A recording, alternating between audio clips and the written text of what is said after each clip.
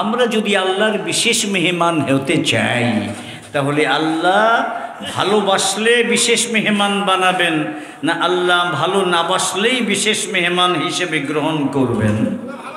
ভালোবাসলে। এখন আপনারা তো আল্লাহকে ভালোবাসেন নাকি? বাসেন তো? সত্যি ভালোবাসেন? কেন? কেউ যদি আপনাকে 1 লাখ টাকা দেয় তাকে আপনি ভালোবাসেন কি না? ভালোবাসেন, কারণ সে আপনাকে বিপদে সাহায্য করেছে। তো আল্লাহকে কেন ভালোবাসবেন? এ আপনার যা কিছু, এটা কি আপনার না আল্লাহর? এই মনে করেন আপনার একটা হার্ট আছে, হার্ট, হৃদযন্ত্র, এটার দাম কত? আর্টিফিশিয়াল পাওয়া যায় বর্তমানে বাজারে, মেডিকেল সায়েন্স আবিষ্কার করেছে, 5 বছর মেয়াদ। এই আর্টিফিশিয়াল কৃত্রিম যে হার্ট, হৃদযন্ত্র, এটার দাম হলো 2 কোটি টাকা। কত টাকা? 2 কোটি। চলবে কয়দিন? 5 বছর। আপনার বয়স যদি 50 হয়, তো এই 50 বছর ধরে আপনার এই হার্ট আপনাকে সার্ভিস দিচ্ছে। এই মার্কেটের যে 2 নম্বর হার্ট, সেই দাম ও যদি হয় প্রতি বছরে 2 কোটি, তাইলে কয় কোটি হয়? 10 কোটি। 10 কোটি টাকা দিছেননি? হার্ট তো ব্যবহার করতেছেন, দিছেন? দেওয়া লাগছে? একটার কথা বললাম, কিডনি কে দিয়েছেন? আল্লাহ। দাঁত একটা যদি কোনো রকম বাদাইতে হয় 10-20 হাজার টাকা চলে যায়। এই সব দাঁত আল্লাহ পাক দিয়ে রেখেছেন, যুগ যুগ ধরে আপনাকে সার্ভিস দিচ্ছে। আল্লাহকে কয় টাকা দিয়েছেন? চোখ দুটো, যদি আপনি জন্মান্ধ হন, মায়ের পেট থেকে চোখ না নিয়ে আসেন, পৃথিবীর কোনো ডাক্তার আপনাকে চোখ দিতে পারবে? তাহলে এই চোখ দুটোর দাম কত? আপনি যদি হিসাব করেন, হে যুবক, আপনাকে আল্লাহ কোটি কোটি কোটি টাকার সম্পদ এই দেহের ভেতরে দান করেছেন। তারপরেও আল্লাহকে ভালোবাসবেন না? বলুন, কাকে বেশি ভালোবাসবেন?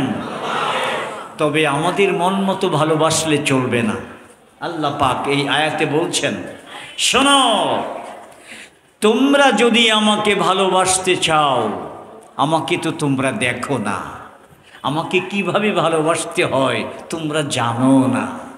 এই জন্য আমি যেহেতু দয়া করে তোমাদেরকে আশরাফুল মাখলুকাত বানিয়েছি, তাই আমাকে কিভাবে ভালোবাসতে হবে সেটাও আমি তোমাদেরকে নিজের ইচ্ছায় দয়া করে জানিয়ে দিয়েছি।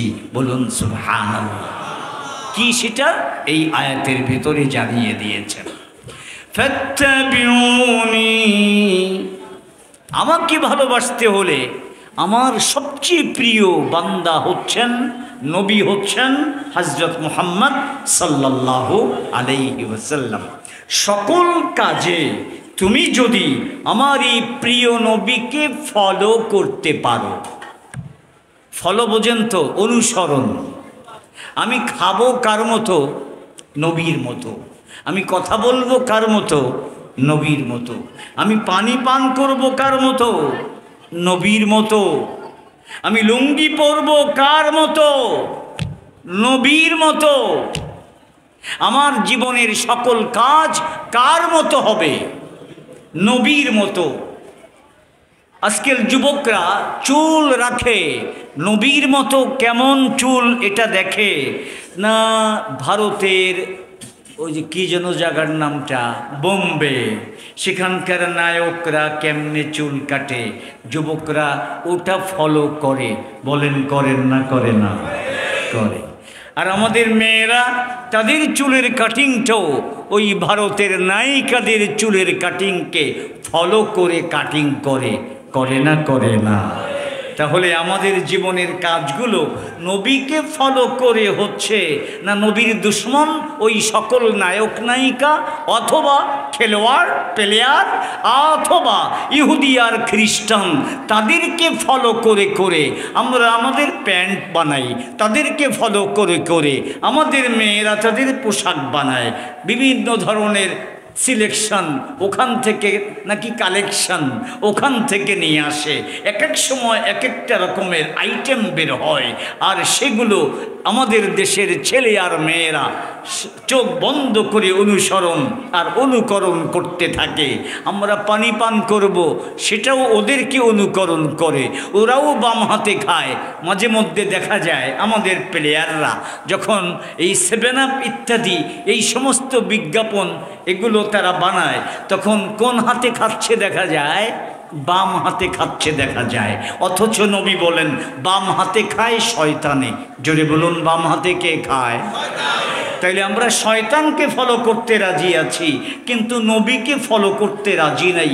এইভাবে আমাদের জীবনের কাজগুলো নবীকে বাদ দিয়ে নবীর দুশ্মন, আল্লাহর দুশ্মনদেরকে ফলো করে একের পর এক বিভিন্ন কাজ হচ্ছে।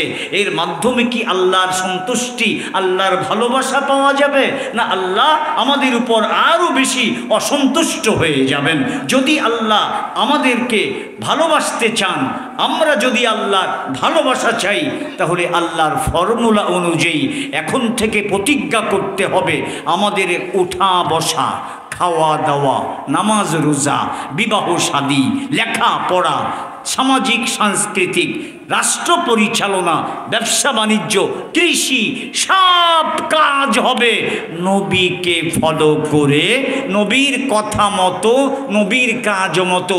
এর বাইরে আমি কোনো কাজ করব না। আল্লাহ বলেন এইভাবে যদি তোমার জীবনের সবগুলো কাজ আমার নবীকে ফলো করে করতে পারো, তাহলে আমার সুসংবাদ শুনে নাও, আমি তোমাকে ভালোবাসবো। জোরে বলুন সুবহানাল্লাহ। তাহলে আল্লাহর ভালোবাসা পাওয়ার ফর্মুলা কি পাওয়া গেল? জীবনের কাজগুলো মন মতো করব। জোরে বলুন, মন মতো করব? ইহুদি খ্রিস্টানদের মতো করব? বলিউডের নায়ক নায়িকাদের মতো করব?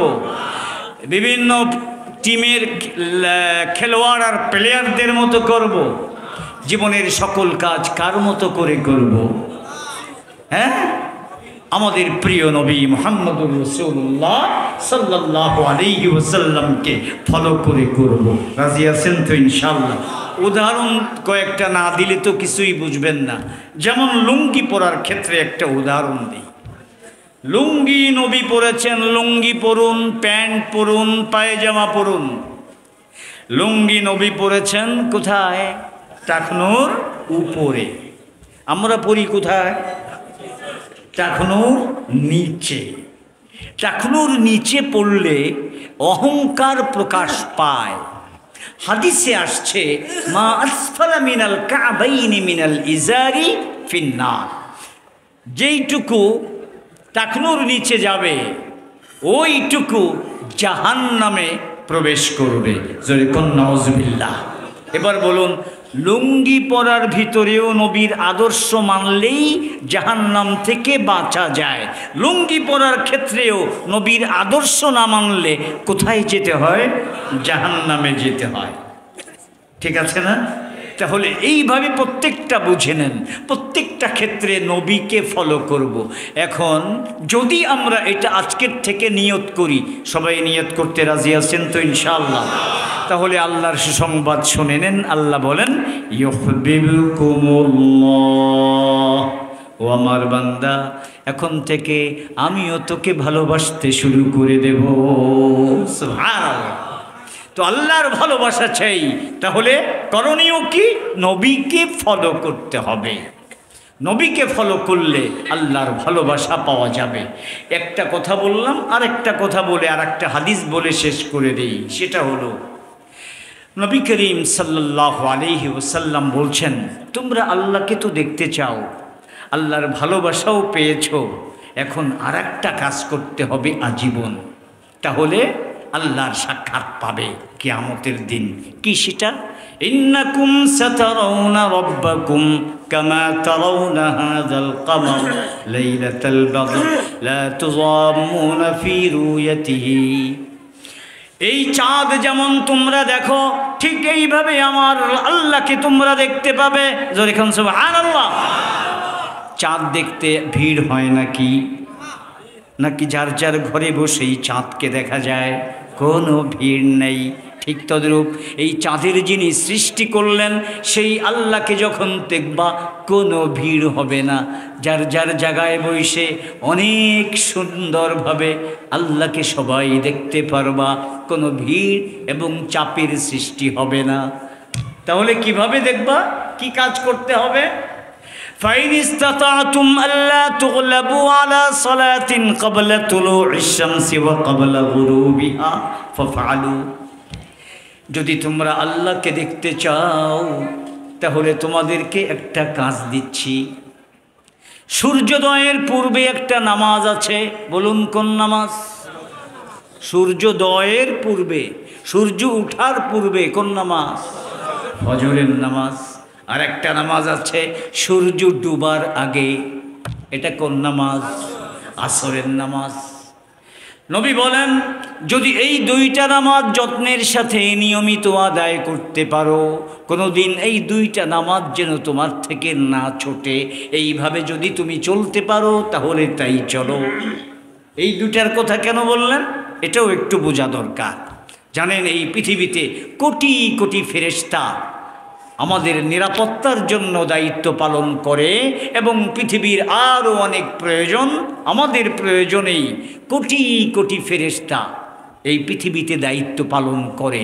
কিছু ফেরেশতা দিনে দায়িত্ব পালন করে, আর কিছু ফেরেশতা রাত্রে দায়িত্ব পালন করে। দিনে যারা দায়িত্ব পালন করে তারা আসরের পর চলে যায় আবার উপরে, আর রাতে যারা দায়িত্ব পালন করবে তারাও আসরের আগে চলে আসে। তাহলে এবার বলুন, আসরের নামাজের টাইমে আপনি যদি মসজিদে জামাতে থাকেন তাহলে এই রাত এবং দিনের কোটি কোটি ফেরেশতা, উভয় শিফটের ফেরেশতা, তারা আপনাকে নামাজরত অবস্থায় দেখতে পাবে, ঠিক না বেঠিক? অনুরূপভাবে ফজরের নামাজের টাইম যখন হয়, ফজরের পর রাতের ফেরেশতারা চলে যায়, আর দিনের ফেরেশতারা ফজরের আগেই চলে আসে। তাহলে এই যে ফজরের টাইম, তখনও দুই সময়ের ফেরেশতাদের সাক্ষাৎ হয়।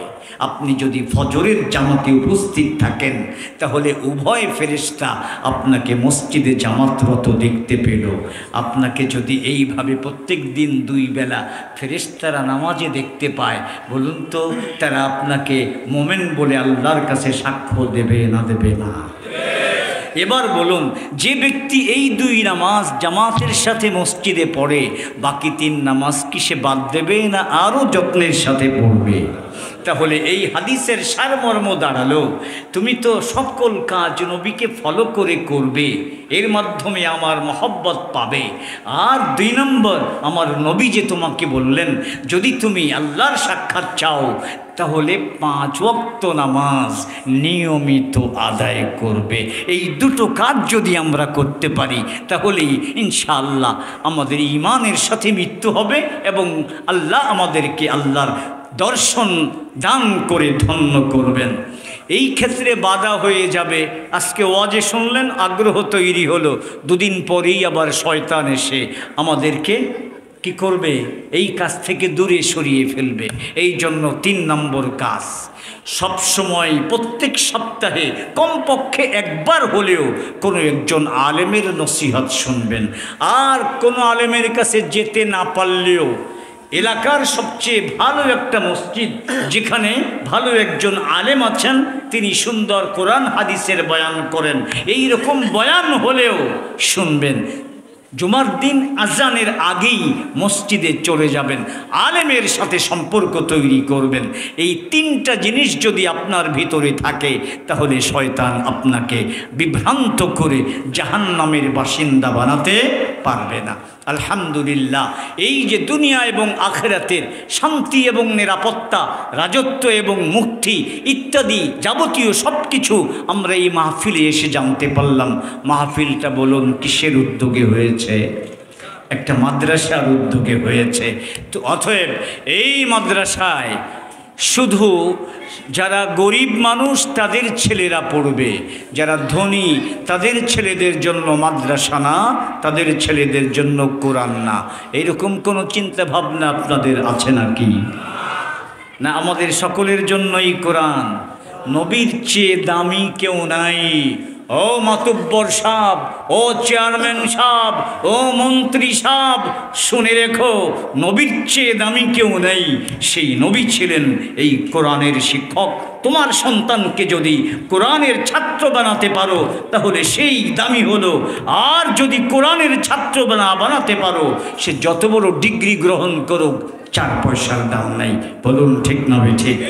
অতএব আসুন আমাদের সন্তানদেরকে কোরআন শিখাই। অন্য অন্য ভাই বোন যারা আছে আপনজন, তাদের ছেলেদেরকেও আমরা বুঝিয়ে বুঝিয়ে মাদ্রাসায় ভর্তি করার ব্যবস্থা করি। আল্লাহ তাআলা আমাদেরকে মৃত্যু পর্যন্ত ঈমানের এবং আমলের উপর থাকবার তৌফিক দান করুন। আমিন। ওয়া আখিরু দাওয়ানা আনিল হামদুলিল্লাহি রাব্বিল আলামিন। আসসালামু আলাইকুম ওয়া রাহমাতুল্লাহি ওয়া বারাকাতুহু। বয়ান তো করবে যে এখন এই যে আপনাদের এলাকা